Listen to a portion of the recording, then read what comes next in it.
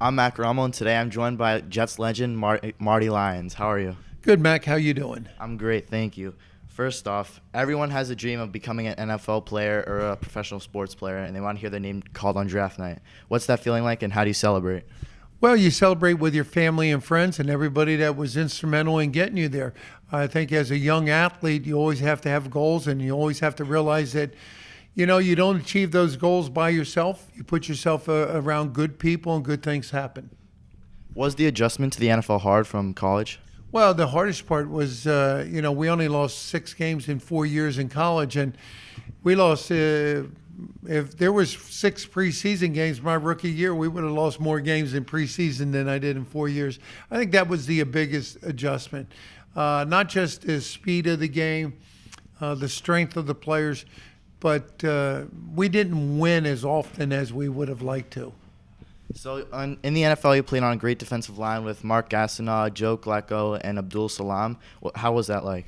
Oh, it was great because I was wedged right in between Joe Klecko and Abdul Salam. And to this day, I've always said that Joe Klecko was the best teammate I ever had, only because Joe pushed me so hard. Expectations for the Jets, they went through Joe Klecko. And when you're around an individual that takes a great deal of pride in himself and his work and his expectations on what he wants out of you don't fall short of his, then he's very demanding. And that's why, 40 years later, we're still friends. So you guys were obviously a great defensive line. Did you ever struggle against any offensive linemen?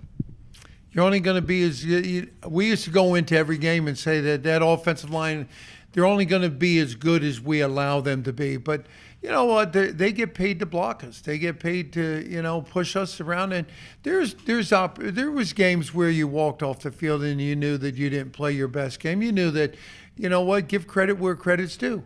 They were better than you that day, and as a result, we probably ended up losing the game. But you woke up, the next day was Monday, and you started all over again.